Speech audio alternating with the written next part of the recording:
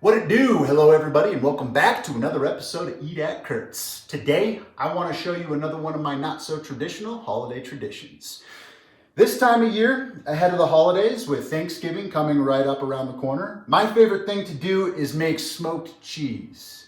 With all holidays come holiday feasts, and with all holiday feasts come great appetizers. So I always like to make smoked cheese, and I'll tell you a little bit more as to why it's good this time of year in just a little bit. But overall, it's just really awesome to bring it to a family gathering. They make really great stocking stuffers. It's really great for the holidays just to share with your friends and family.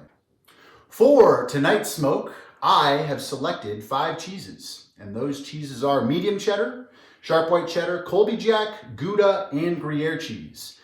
There are 2 main strategies that need to be employed when smoking cheese. And the first of those 2 strategies is the cold smoke technique. So your traditional smoking strategies actually don't apply to this recipe whatsoever. Traditionally, you want to smoke food at a low and slow temperature, but ultimately for the purpose of cooking that food. This food we do not want to cook. We want to maintain a cold temperature so that this cheese doesn't melt, but we still get the smoke flavor absorbed into the cheese. So that's why I like smoking cheese this time of year, is because during the winter, during the fall, it's naturally cold out. I'm gonna do it at nighttime, and it's easy to regulate the temperature of your smoker. I mean, think about it. If it was the middle of July and you just put this cheese in your grill with no heat source whatsoever at noon, the ambient temperature alone of just the sun and just the atmosphere is going to melt the cheese. So yeah, the trick is to keep the temperature of the smoke chamber, whatever that is, your smoker, cold while putting smoke into it. So the way that we accomplish a cold smoke is by, yes, doing it during the winter, during the fall, doing it at night, but also to use a wise heat source for this, right? We're not gonna burn an actual fire in our smoker. I am going to use this right here. This is a smoker tube. You can buy them on Amazon for like 20 bucks. I am going to use some Hawaiian sweetwood pellets.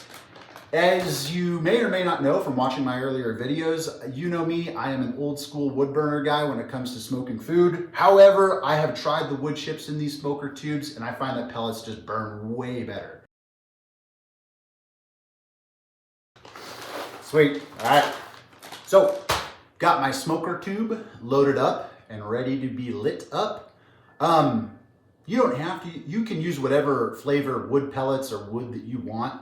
I think there are certain types that go well with cheese. Off the top of my head, I think the fruit woods go really well, like cherry and apple. Hickory goes well with everything. And I want to say pecan, like the nut woods, go well with cheese as well. But yeah, let's go get to it. Let's go light this up.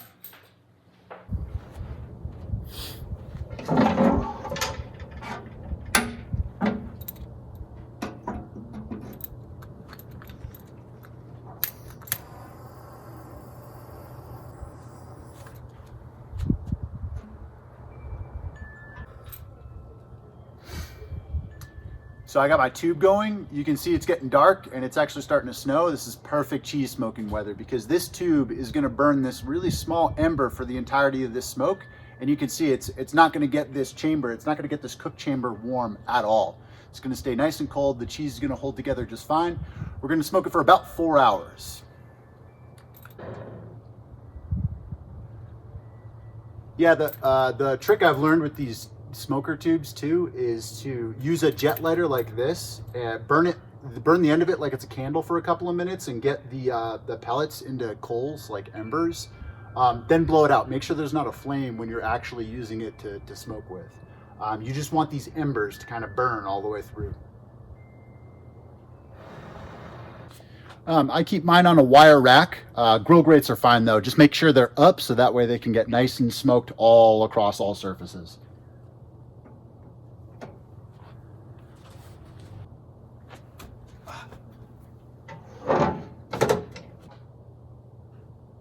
Oh, nice. All right, cool. We're looking good. This is what you want. All right, we're good. The flame is out. We got my smoke tube going. We got smoke moving through the chamber. My firebox is cold to the touch. You know, there's no heat here. We are just moving smoke through that chamber. That's what you want. You want the firebox, you want the smoke chamber completely cold for this, and you just want that. You just want the smoke moving through, and that's what this smoker tube does. So we're gonna smoke this cheese for 4 hours. We're gonna flip it after 2 hours. And we're gonna check on our smoker tube periodically to make sure it's not going out or anything.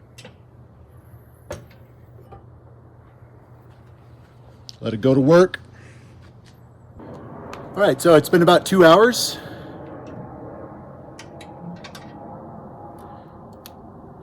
We got our cheese here. We're just gonna give our cheeses a flip. There's really not much to observe. It's just gonna look like cheese, but yeah, we got our cheeses flipped, looking good. Another 2 hours to go. All right, in about 4 hours, cheese should be good to go. Shouldn't really look any different, but you should be able to smell it. So our cheeses are now off the smoker. If we did everything correctly, they should look exactly the same as when we put them on the smoker, but they should smell smoky. Okay, so I told you that there are 2 tricks to smoking cheese. The first trick is the cold smoke. The second trick is the wrap and rest. We are actually not going to cut into these right away. They're not ready yet. What you need to do is vacuum seal them or wrap them really tight in plastic wrap. I'm gonna vacuum seal mine, but if you don't have a vacuum sealer, just use plastic wrap and wrap these up real tight and let them rest for at least a couple of days, preferably 1 to 2 weeks. What that does is these cheeses are actually rather dense because they're block cheese, and they have little oils on the exterior of them that have absorbed the smoke flavor. And wrapping them real tight or vacuum sealing them, it traps in all that flavor and allows time for all that flavor to absorb and soak and kind of, just soak back into the cheese over time. And it's really, really going to step up the smoke flavor in this cheese.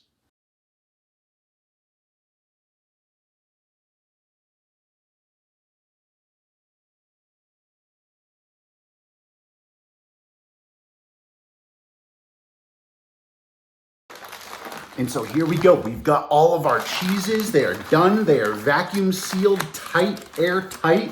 We got our medium cheddar, our Gruyere cheese, our Colby Jack, our Gouda, our sharp white cheddar. Sharp white cheddar is my favorite. These guys are all going to rest in the fridge for at least a couple of days. My preference is 2 weeks though. That's how you maximize the flavor in these things. So we're actually not going to cut into any of these right now, but we do need a taste test, don't we?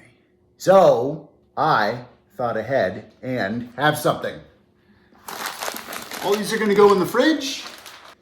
So because I am brilliant, a little over 2 weeks ago, I smoked another batch of cheese, and I have a package, still sealed, of Monterey Jack cheese that I used all of the same methods that we used in today's video for this cheese. We're gonna taste test this, and this should be a good example of what our cheeses that we just smoked today will be in 2 weeks. So let's try this. So I just unpackaged this. You can smell already, as soon as you open it out of the package, you can smell the aroma coming off of this, and we're gonna cut into it. Okay, so you got your cracker, you got your cheese. All right, so this is Monterey Jack cheese. We got our crackers, we got our cheese. We're gonna taste test this. It's good. Ooh, that's real good. Excellent. The Monterey Jack is excellent. Actually, we should do that again.